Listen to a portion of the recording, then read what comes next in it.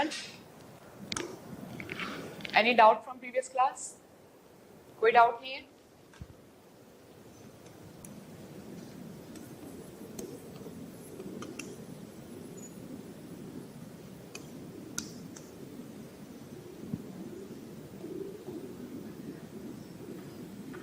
Today we have three topics to discuss. First is regionalism, second decentralization of power, and third is secularization or secularism. ठीक है? Then our unit will be completed. कौन सी हो जाएगी complete? Paper 2 का चल रहा है ये अभी. Clear? ठीक. बात करते हैं regionalism. To understand the regionalism, first you know what is region.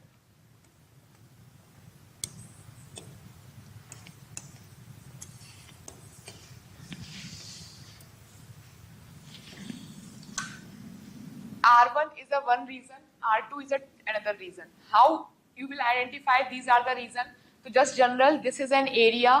ये area इस area से या किसी भी area से different होगा geographically, physically and culturally. Yes, जब वो geographically और physically, culturally different होगा, जब वो geographically, physically और culturally दूसरे area से different होगा, तो उसकी खुद की कुछ कॉन्शियसनेस होगी. उस एरिया में लोगों की आपस में कॉन्शियसनेस और इंटरेस्ट सेम होगा, राइट? जब उनमें कॉन्शियसनेस सेम होगी तो इस एरिया के लोग क्या होंगे? अपने रीजन के लिए, अपने एरिया के लिए मोर लॉयल होंगे. Yes, more loyalty towards their own region rather than nation और अदर रीजन. और यही फीलिंग क्या कहलाती है? आपकी रीजनलिज्म कहलाती है. Yes, that means when an area have different geographical, physical and cultural identity, the particular region में क्या होगा? Create a class consciousness with respect to that region. That means regional consciousness. This regional consciousness further leads to more loyalty towards their region rather than nation or another region, which further leads to the regionalism, right? Regionalism can be both impacted positive as well as negative, right? यहाँ तक clear? Then causes of regionalism. The causes of regionalism, as you know, बात करें first geographical. Geographical की बात करें तो India is surrounded by hills from eastern side, by mountains, by Himalayas from northern side, by ocean from southern side, and by desert from western side. So different geographical regions are there, or on the basis of their different geographical area, they develop a different food habit, different culture, different dressing pattern, different source of income. तो उस particular area से क्या create हो जाता है? Regionalism create हो गया. Yes. Similarly अगर हम बात करें पॉलिटिकल कल्चर, कैसे कि on the basis of their particular political parties, that mean region के बेसिस पे जो पॉलिटिकल पार्टीज डेवलप होती है, जैसे कि हम बात करें टीएमसी, जैसे कि हम बात करें महाराष्ट्र की क्या नाम है उसका? शिवसेना, राइट? तो पॉलिटिकल पार्टीज किससे डेवलप हो रही है? तो किसी पर्टिकुलर रीजन के बेसिस पे पॉलिटिकल पार्टीज डेवलप हो जाती हैं. That will leads to regionalism. Yes. देन हम बात करें cultural factor means different cultural festivals भी हैं जो पर्टिकुलर रीजन के बेसिस पे चल रहे हैं, तो वो भी क्या करते हैं? रीजनलिज्म क्रिएट करते हैं. जैसे हॉर्नबिल फेस्टिवल नागालैंड का है, right? Jallikattu, buffalo race Andhra Pradesh और तमिलनाडु. यस. तो ये क्या कर रहे हैं? ये भी एक रीजनलिज्म क्रिएट कर रहे हैं. यस. देन हम बात करें आपकी डिफरेंट कास्ट के बेसिस पे भी रीजनलिज्म क्रिएट हो जाता है कि कास्ट के बेसिस पे पर्टिकुलर एरिया में कोई कास्ट है that belong to upper caste, and other area में जो कोई कास्ट है that belong to lower caste. तो वहां पर भी आपका क्या रीजनलिज्म क्रिएट हो जाता है. प्लस हम बात करें इकोनॉमिक कंट्रीब्यूशन, तो economic is also a major region जिसकी वजह से रीजनलिज्म क्रिएट हो रहा है. जैसे कि हम बात करें अनइक्वल डिस्ट्रीब्यूशन ऑफ रिसोर्सेज, तो कुछ एरिया ऐसे हैं जहां पर क्या है आपका डिस्ट्रीब्यूशन जो रिसोर्सेज है वो प्रॉपर नहीं है, अनइक्वल डिस्ट्रीब्यूशन ऑफ रिसोर्सेज। जैसे कि हम बात करें जितनी भी ज्यादातर एमएनसीज कहाँ पर है, साउथ में है, तो साउथ में सोर्स ऑफ इनकम जो है मेजोरिटी किससे हो रही है, सर्विस सेक्टर से हो रही है। लेकिन वहीं हम नॉर्थ इंडिया की बात करें तो नॉर्थ इंडिया में एग्रीकल्चर डोमिनेटिंग रीजन है, तो नॉर्थ इंडिया में एग्रीकल्चर से, तो दोनों में क्या हो गया, अनइक्वल डिस्ट्रीब्यूशन ऑफ रिसोर्सेज। तो उसकी वजह से भी लोगों में क्या हो रही है, employment opportunities can be the region, जिसकी वजह से क्या हो रहा है, रीजनलिज्म एक मेजर इशू क्रिएट हो रहा है, right. So causes of regionalism is clear. Then बात करें impact of regionalism. Impact of regionalism can be both negative as well as positive. जब हम बात करें निगेटिव इम्पैक्ट की, तो निगेटिव इम्पैक्ट रीजनलिज्म का ये है कि रीजनलिज्म जब आपकी सेंटर की सोच और the ideology with respect to the difference of the ideology with respect to center and the state leads to the disintegration of the society, right? क्यों? क्योंकि सेंटर की आइडियोलॉजी अगर स्टेट की आइडियोलॉजी से मैच नहीं करेगी तो दोनों के बीच में मिसमैच होगा। ये मिसमैच होगा तो ये क्या करेगा, ये क्रिएट करेगा ideology of the regionalism, right. Suppose आपकी स्टेट में किसी में आपकी बीजेपी सेंटर में अभी बीजेपी है और स्टेट में आपकी कोई कांग्रेस या कोई अदर आपकी रीजनल पार्टी है। अगर दोनों का एजेंडा मैच नहीं करेगा तो ये सोसाइटी में डिसइंटीग्रेशन लेकर आएगा, सोसाइटी में सॉलिडरिटी डिक्रीज करेगा कि नहीं करेगा, सोसाइटी में क्योस क्रिएट करेगा which will further impact the global image of the nation, तो निगेटिव, ठीक है। इसके अलावा क्या होगा, रीजनलिज्म जब एक लिमिट को क्रॉस कर जाता है तो रीजनलिज्म क्या करेगा, एक लिमिट को क्रॉस करने के बाद regionalism leads to the problem of separatism. जैसे डिफरेंट नॉर्थ ईस्टर्न स्टेट है ना, वो क्या डिमांड कर रही है, सेपरेट स्टेट की डिमांड कर रही है, तो regionalism also leads to separatism. However, another one, regionalism also leads to secessionist. Secessionist means not only demand of separate state, but also they are demanding separate nation. For example, Khalistan Punjab में regionalism इतना ज्यादा strong हो गया, एक limit cross कर गया कि वहां के लोग क्या डिमांड कर रहे हैं, सेपरेट नेशन की डिमांड कर रहे हैं, दैट इज secessionist. क्लियर? तो can we say regionalism leads to separatism and it further increase the ideology of regionalism that will further exacerbated, क्या बढ़ा रहा है फिर वो आपका secessionist बढ़ा रहा है, ठीक है। दो तरीके के प्रिंट आउट होंगे ना, बाकी के मेरे डेस्क पर रख देना, कल बच्चे मेरे यहाँ से ले लेंगे।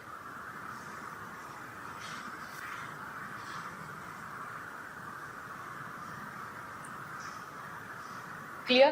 देन रीजनलिज्म और क्या करता है, regionalism leads to create the problem of, मेरे डेस्क पर रख देना, leads to create the problem of Naxalism, terrorism, problem of internal security. Yes, regionalism leads to conflict, जैसे अभी चल रहा है नॉर्थ वर्सेस साउथ का। यस, अच्छा ये बताइए, रीजनलिज्म निगेटिव तो हो गया, इसका पॉजिटिव इंपैक्ट क्या रहेगा रीजनलिज्म का?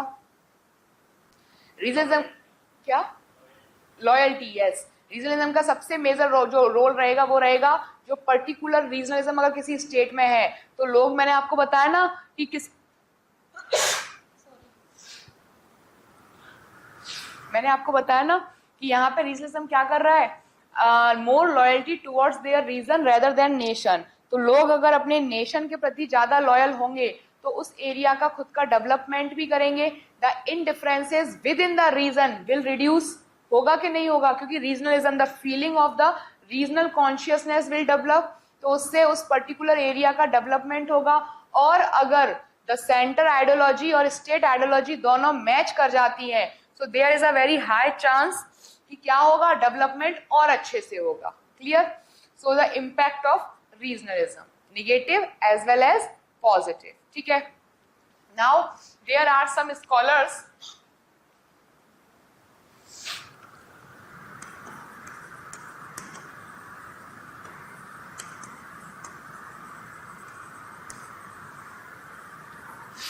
हरिहर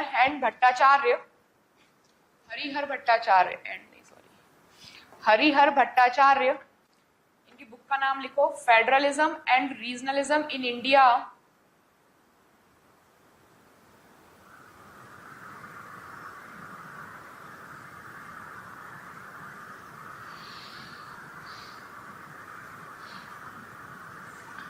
उसका नाम है federalism and regionalism in India 2005। ये कहते हैं कि पहले समझो फिर लिखना, the establishment of democratic parties, ये क्या करती हैं, ये पोस्ट इंडिपेंडेंस के बाद जो डेमोक्रेटिक पार्टीज बनी थी उन्होंने बहुत सारी एक्सपेक्टेशन जनरेट की थी, और वो एक्सपेक्टेशन को अगर फुलफिल नहीं कर पाते हैं तो पीपल फील रिलेटिव डेप्रीवेट, और जिसकी वजह से सोसाइटी में क्या होता है, रीजनलिज्म क्रिएट हो रहा है। जैसे कि उन्होंने पोस्ट इंडिपेंडेंस बात की किस चीज की, कि हम establish reorganisation of state on the basis of of language. क्या ये फुलफिल हो पाया?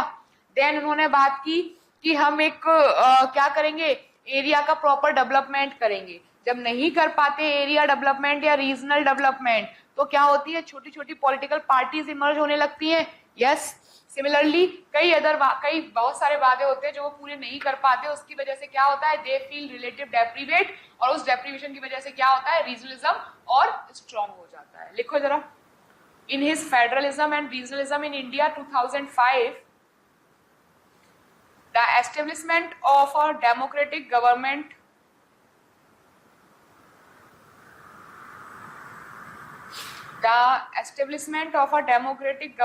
post independence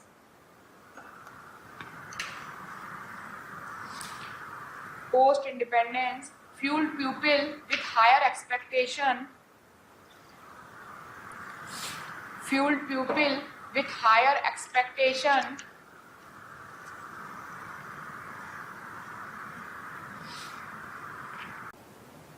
but their non-fulfillment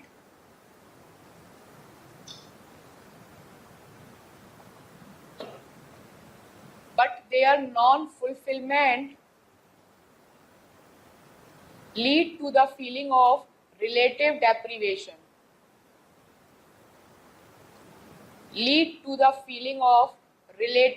deprivation. Example, reorganization of state on linguistic line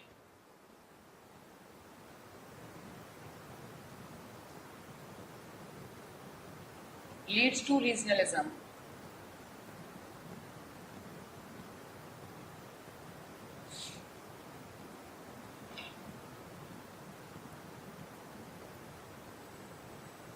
next लिखो, according to Rajni Kothari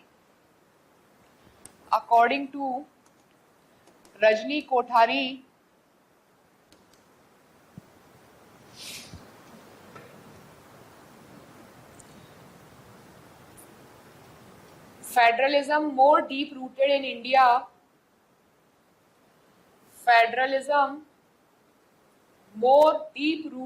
in India with the rise of true multi-party politics.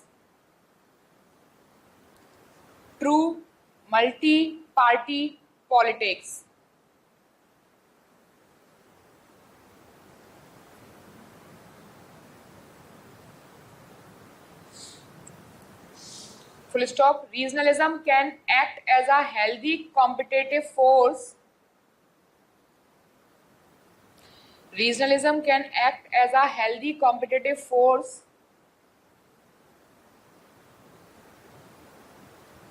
And hence fuel progress.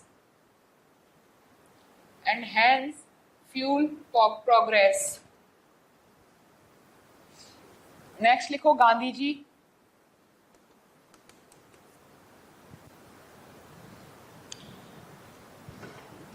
Ji also saw regionalism as a potential challenge to nationalism. Gandhi ji also saw regionalism as a potential challenge to nationalism, and according to him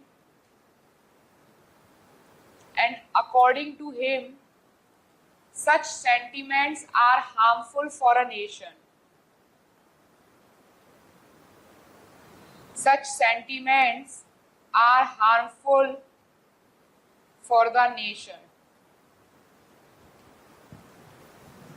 next Dipankar Gupta.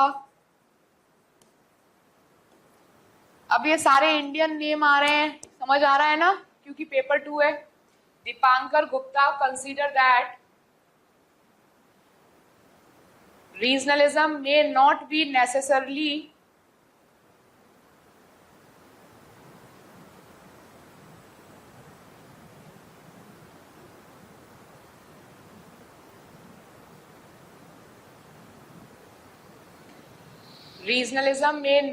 necessarily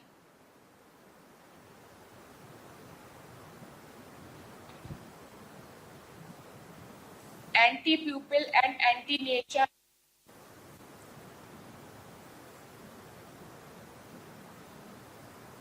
and anti-nation, full stop. Regionalism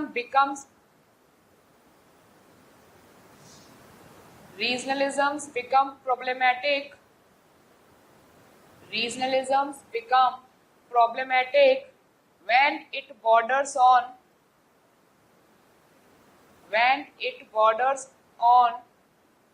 chauvinism and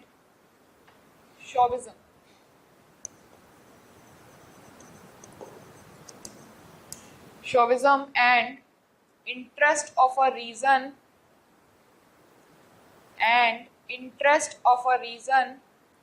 are branded as opposite to the interest of other reason. Example: water, employment issues, water dispute issues lead to north versus south.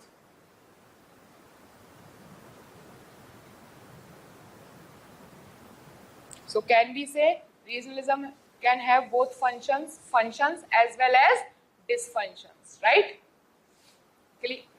क्या? Sorry, जो दीपांकर गुप्ता है वो कह रहे हैं जरूरी नहीं है कि जो रीजनलिज्म है वो एंटी प्यूपिल और एंटी, मतलब ये पॉजिटिव बात कर रहे हैं कि रीजनलिज्म जो है वो जरूरी नहीं है कि एंटी प्यूपिल और एंटी नेशन ही हो, जैसे हमने बात की अभी। ये कह रहे हैं रीजनलिज्म किस पर डिपेंड कर रहा है? रीजनलिज्म डिपेंड कर रहा है कि आप उसको कैसे देख रहे हो। जब अनइक्वल डिस्ट्रीब्यूशन होता है, जब सोसाइटी में इस तरीके की चीजें होती है, अनएम्प्लॉय स्कार्सिटी होती है with respect to water, with respect to employment, तब जाके जो बॉर्डर लाइन पर है वो इश्यूज क्रिएट होते हैं। मतलब एक पर्टिकुलर रीजन के बॉर्डर लाइन पर जो इश्यूज क्रिएट होते हैं उसकी वजह से निगेटिव रीजनिज्म आता है। अदरवाइज जरूरी नहीं है कि रीजनिज्म हमेशा एंटी नेशन और एंटी प्यूपिल ही हो, ठीक है। तो ये पॉजिटिव में बात कर रहे हैं, ये फंक्शनल है। यस, ये कह रहे हैं regionism is functional in society. Clear? The next is decentralization of power.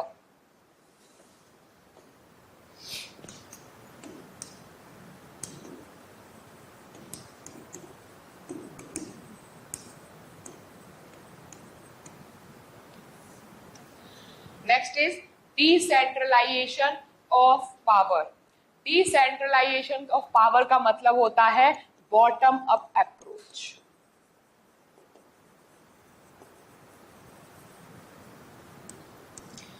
Bottom up approach, that means कि अगर हमें सोसाइटी को वेलफेयर, सोसाइटी के वेलफेयर के बारे में बात करनी है, सोसाइटी के एम्पावरमेंट की बात करनी है, तो सोसाइटी का जो हेरार्की है उस हेरार्की में जो बॉटम हेरार्की है उसके डेवलपमेंट की बात करो, उसको अप लेकर जाओ। बॉटम अप अप्रोच मतलब कोई भी आप जो अप्रोच बना रहे हो वो अप्रोच ऊपर से नीचे काम नहीं करनी चाहिए बल्कि नीचे से ऊपर काम करनी चाहिए। Bottom to top approach, bottom up approach काम करनी चाहिए। मतलब पावर सेंट्रलाइज नहीं होनी चाहिए, पावर डिसेंट्रलाइज होनी चाहिए। मतलब जो आपका एकदम बेसिक मिनिमम सॉरी तो वो कह रहे हैं कि जो आपका पावर बिल्कुल बेसिक सेंटर में जो एकदम डिसेंट्रलाइज जो पावर है उसको पावर में लेकर आओ, तब जाके आपकी सोसाइटी अब कैसा काम करेगी, बेटर वे में काम कर पाएगी। ये मेजर कॉन्सेप्ट जो था वो किसका था, गांधी जी की था। और उन्होंने इसमें इस चीज को आगे बढ़ाने के लिए उन्होंने बात की थी PRIs की, पंचायती राज इंस्टीट्यूशंस। क्यों? क्योंकि आप देखो सबसे पहले क्या है आपके MPs, फिर आपके MLAs, फिर आपके नीचे जो मेयर्स और उसके बाद अब देखो लास्ट में विलेजेस लेवल पे तो कुछ था ही नहीं, तो विलेजेस लेवल पे गांधी जी ने सजेस्ट किया था कि पंचायती राज इंस्टीट्यूशन, क्योंकि आप देखो urban areas, rural areas, urban का डेवलप करोगे तो रूरल हो जाएगा क्या? नहीं, rural area is the backbone of the urbanisation. तो जितना ज्यादा रूरल एरिया, और रूरल क्या हो गया आपका, बॉटम अप अप्रोच हो गई, तो बॉटम को जितना स्ट्रॉन्ग करोगे अप आपका उतना स्ट्रॉन्ग होगा। सिंपल सा एग्जांपल देखो, कोई बिल्डिंग बनानी है, बिल्डिंग का अगर बेस स्ट्रॉन्ग नहीं रखोगे तो बिल्डिंग गिरेगी कि नहीं गिरेगी? डेफिनेटली गिरेगी। तो बॉटम अप अप्रोच यूज करो या top to down? Top to down use करोगे तो बिल्डिंग स्ट्रॉन्ग है, बेस स्ट्रॉन्ग नहीं है। लेकिन बेस स्ट्रॉन्ग होगा तो ऊपर बिल्डिंग बहुत स्ट्रॉन्ग बनेगी, तो उसी की बात है।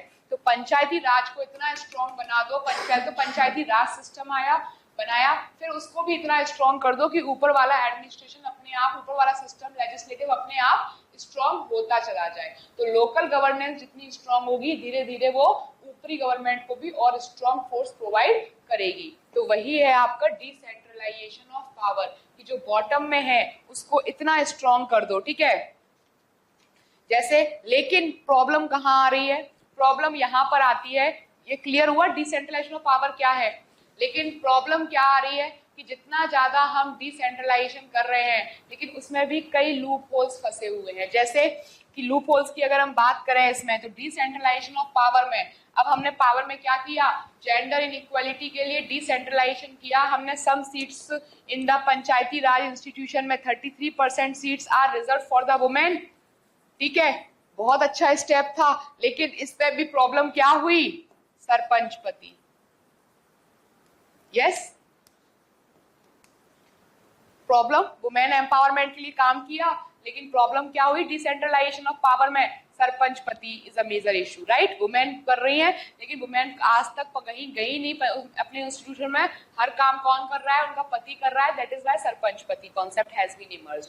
फिर हम बात करें, हाँ, पीआरआई में हमने रिजर्वेशन दिया लोअर कास्ट एंड ऑल, उनको भी स्ट्रॉन्ग बनाने के लिए, एससी एसटी ओबीसी इनको स्ट्रॉन्ग बनाने के लिए। लेकिन एससी एसटी ओबीसी आपने देखा होगा प्रेजेंट कॉन्टेक्स्ट में कि जब पंचायत की मीटिंग्स वगैरह होती है तो जो सरपंच है उसको चेयर पे बैठना चाहिए, बट अपर क्लास क्या करती है? अपर क्लास खुद चेयर पे बैठी है और वो किस पे बैठे हैं? जमीन पे, फ्लोर पे बैठे हुए हैं। तो उसकी वजह से अभी हार्डली 15 दिन पहले की न्यूज है कि दोनों में आपस में झगड़ा हो गया और इनकी डेथ हो गई, सरपंच की। तो इस तरीके का डिस्क्रिमिनेशन आज भी है। तो डिसेंट्रलाइजेशन ऑफ पावर तो दिया है हमने, लेकिन कहीं ना कहीं इस तरीके के इश्यूज क्रिएट हो रहे हैं। सिमिलरली एक जगह पर बिहार का एक केस था कि यहाँ पे जो सरपंच थी that belong to lower caste, तो अभी 15 अगस्त पे फ्लैग होस्टिंग के लिए इसकी फ्लैग होस्टिंग इनको नहीं करने दिया अपर कास्ट ने, कि you belong to lower caste and you have no right to hosting the flag, so आप वो नहीं करोगे, राइट। तो उस वजह से वुमेन की यहाँ पे लाइफ लॉस्ट हो गई।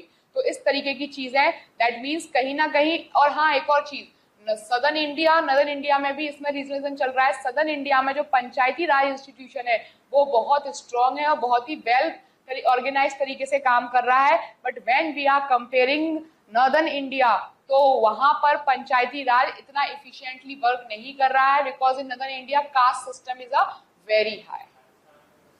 राजस्थान में, नॉर्दर्न इंडिया में सिर्फ राजस्थान नहीं आता, और भी चीजें आती हैं, बट हम मेजोरिटी बात करें नॉर्दर्न और साउथ इंडिया की, तो वहां पर साउथ में बेटर है, नॉर्दर्न में इतना नहीं है। क्या? हाँ, छत्तीसगढ़ में इलेक्शंस भी नहीं हो पाते हैं, राइट। तो लिखो जरा इश्यूज क्या है डिसेंट्रलाइजेशन ऑफ पावर। फर्स्ट तो डोमिनेंट कास्ट, दूसरा लिखो सरपंच पति लिखो। Next, Dalit consider as a vote bank,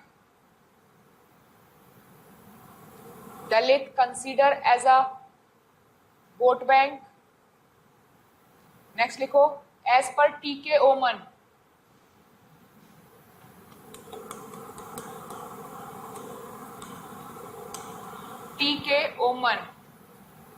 compare the Panchayati Raj system of Northern India and Southern region of India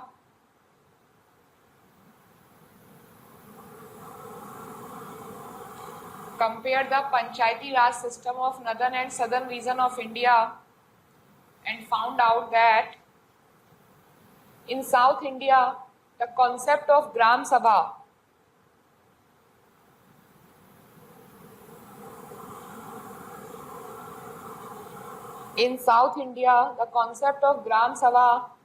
was historically present.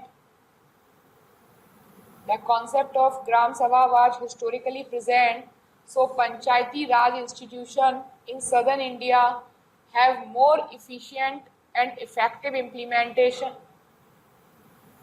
In South India, concept of Gram Sabha was historically present.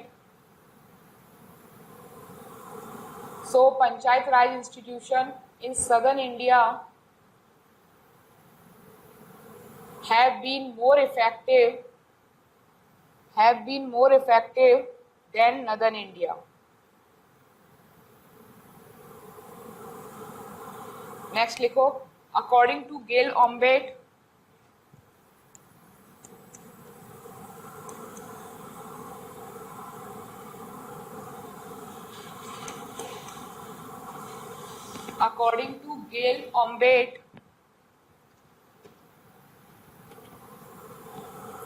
Dalit have been perpetually considered as,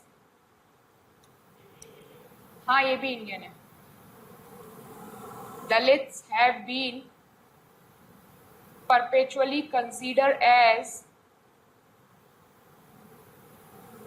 vote bank of dominant rural elite,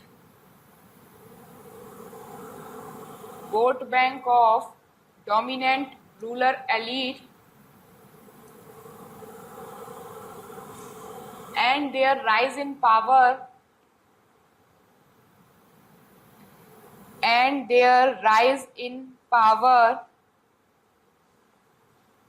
is seen as unacceptable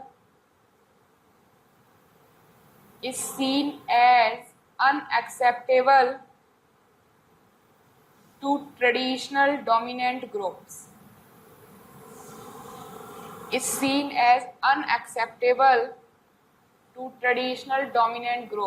Gayle Omvedt basically कह रहे हैं कि जो आपके दलित हैं वो vote bank है rural elite class का और उनको रिजर्वेशन दे दिया गया है, तो रिजर्वेशन से जो है वो दलित जो आपके एलिट क्लास है उनके लिए अनएक्सेप्टेबल है, उनको रिजर्वेशन देके उनका स्टेटस बढ़ाना. ठीक है, नेक्स्ट लिखो. ये एग्जांपल्स लिख लिए थे ना आपने, बिहार वाले, वुमेन वाले सारे लिख लिए थे ना आपने. ठीक है,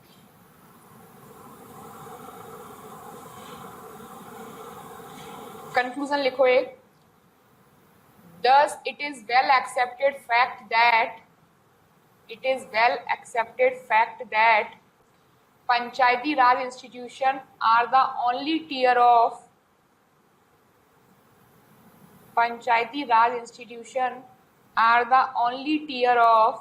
administrative political hierarchy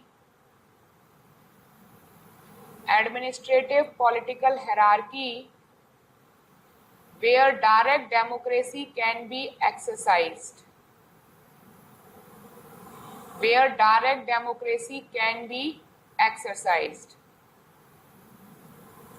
Hence, decentralization of power, where direct democracy can be exercised.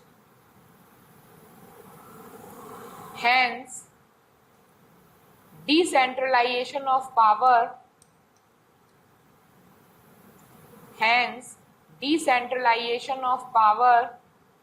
in its true spirit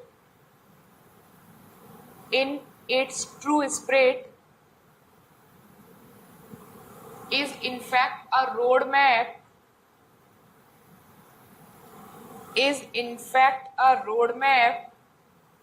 to rural development and social change in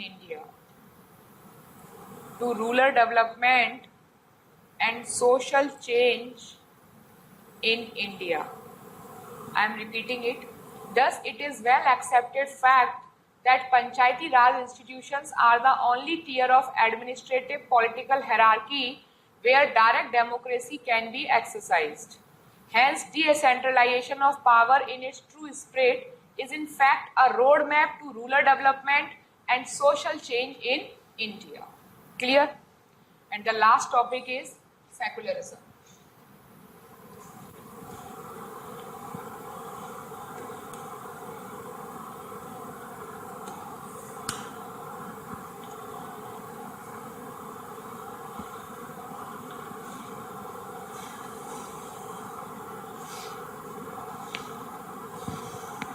secularism क्या होता है? Any problem? Secularism, secularism is an ideology while secularisation is a process. तो जिसके सामने ISM लग जाता है that is a process, और जिसके सामने IZATION लग जाता है दैट इज अ आपका प्रोसेस. ठीक है, तो this is an ideology, this is a process. ठीक है, सेकुलरिज्म. आप लोगों को ये पता है कि सेकुलरिज्म जो है, इंडियन मॉडल ऑफ सेकुलरिज्म, वो हमने अडॉप्ट तो कहीं और से किया है, the model, the concept of the secularism, लेकिन इंडिया की सोशियो हिस्टोरिकल सिचुएशन दूसरी थी, तो उसके अकॉर्डिंग हमने बाहर से सेकुलरिज्म अडॉप्ट तो किया, लेकिन अपनी सोशियो इकोनॉमिक हिस्टोरिकल सिचुएशन के अकॉर्डिंग उसको मोल्ड करके इंडिया में अप्लाई किया है. ठीक है, हम बात करें सेकुलरिज्म की, तो इंडियन मॉडल ऑफ सेकुलरिज्म बात करता है equal respect to all religion. Equal respect to all religion that is sarvadharma sambhav, कि हम अपने राज्य, India is a multi religious multi cultural society, बहुत सारे रिलीजन हैं इंडिया में, तो हर रिलीजन को देखने का तरीका क्या है, हम सारे धर्म को बराबर देखेंगे, बराबर रिस्पेक्ट देंगे. तो इंडियन मॉडल ऑफ सेकुलरिज्म बात करता है equal respect to all religion. Right, जब हम बात करें दैट मीन्स सर्वधर्म संभव. जब हम बात करें, जब हम कंपेयर करें Indian model of secularism to other model of secularism, तो आप देखिए फर्स्ट हम बात करें फ्रांस की. France model of secularism, France model of secularism कहता है कि फ्रांस में पहले डोमिनेशन किसका था? चर्च का था, दैट मीन रिलीजन का डोमिनेशन था. जब रिलीजन का डोमिनेशन था वहां पे, तो वहां पर क्या रिलीजन का डोमिनेशन धीरे धीरे हटा तो सेकुलर कॉन्सेप्ट आया. तो यहाँ पे फ्रांस मॉडल फॉलो करता है आपका hard secularism. Hard secularism means कि no profess no propagation of the religion in the public places. कि पब्लिक प्लेसेस में आप रिलीजन का क्या नहीं करोगे, रिलीजन का आप प्रचार पब्लिसिटी नहीं करोगे. जैसे यहाँ पर क्लासेस वगैरह में आप कलावा बांधे रहते हो, राइट, तिलक लगाए रहते हो, मतलब अपने रिलीजन सिंबल्स दिखा रहे हो, लेकिन वहां पर ना आप पब्लिक प्लेसेस में रिलीजन का कुछ भी सिंबल आप पब्लिक प्लेसेस में नहीं कर सकते. इसीलिए फ्रांस में क्या है, हार्ड और स्ट्रिक्ट मॉडल ऑफ सेकुलरिज्म को फॉलो किया जाता है. राइट, देन बात करें यहाँ पे हम US model of secularism. US model of secularism बात करता है कि it follow the principle of arm length distance.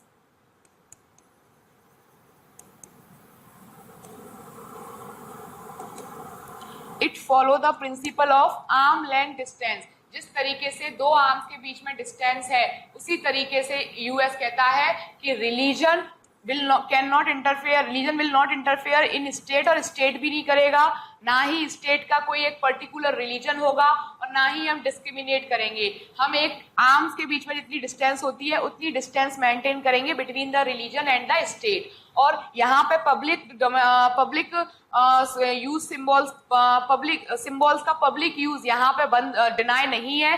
That is why they follow, USA have soft secularism.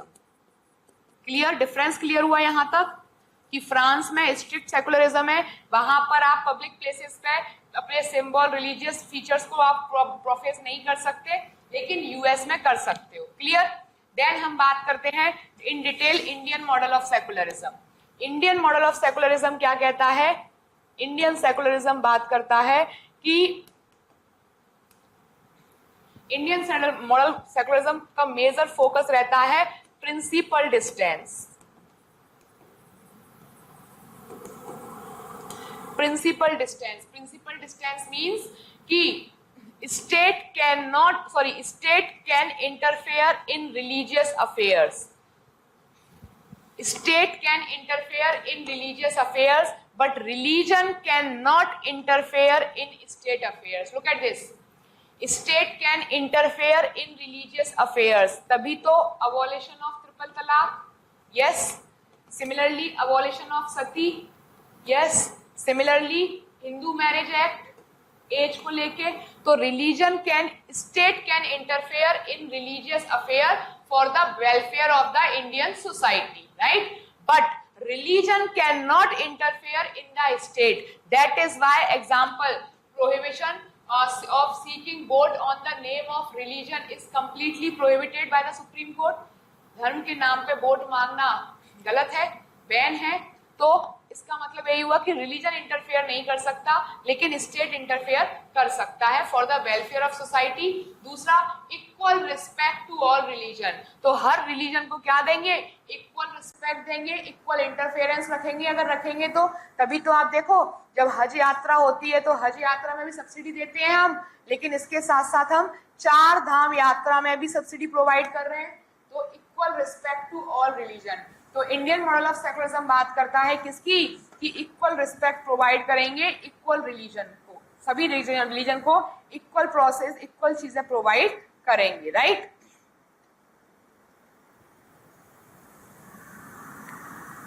ये सेकुलरिज्म आने के कारण क्या थे, the causes behind the secularism is modernization, industrialization, urbanization, westernization, right. Even after the Britishers time, इनके बाद भी क्यों ये वेस्टर्नाइजेशन, सेकुलर वैल्यूज वहां पे आ गई थी, तो secular values of the westernization, right, plus science, logical thinking, science, logical thinking, all these are the major reasons. जो क्या कर रहा था, India is a multi religious society, तो उसको अपनी सोशियो हिस्टोरिक इकोनॉमिक सिचुएशन के अकॉर्डिंग क्या किया जा रहा था, रिलीजन को फॉलो, सेकुलर स्टेट को फॉलो किया जा रहा था। क्लियर।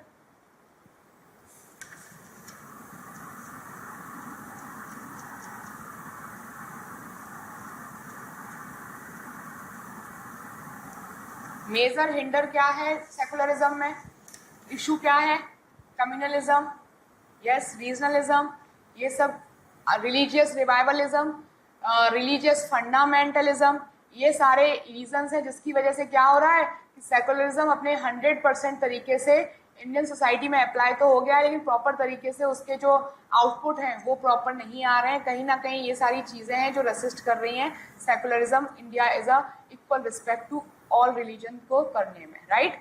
कुछ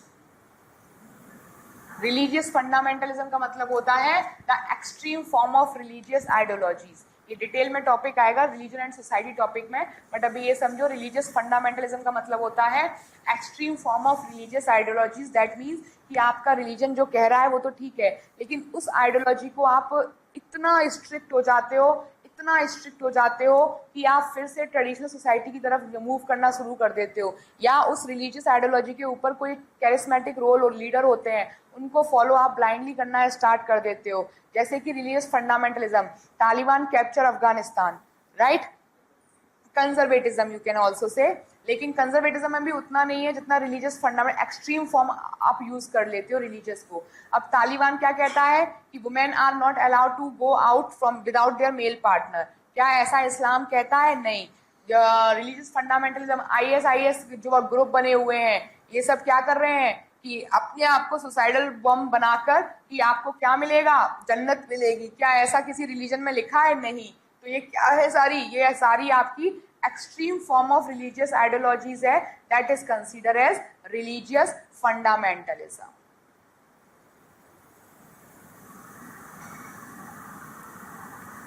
इज इट क्लियर?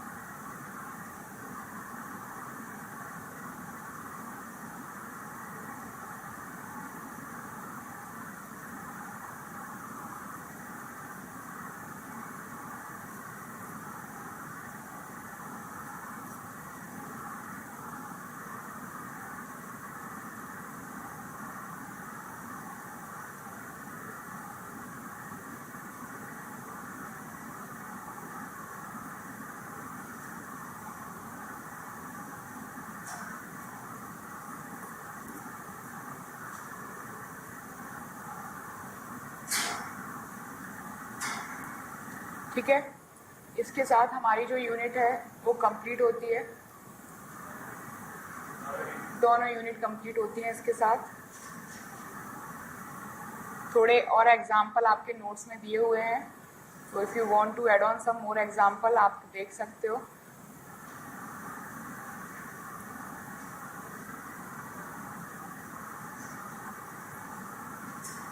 क्या हुआ? नहीं पूछो, मेरे से पूछो क्या हुआ। क्या?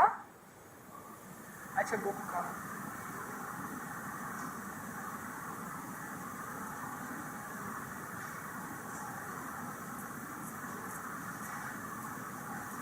क्लियर हुआ इंडियन मॉडल ऑफ सेकुलरिज्म क्या है?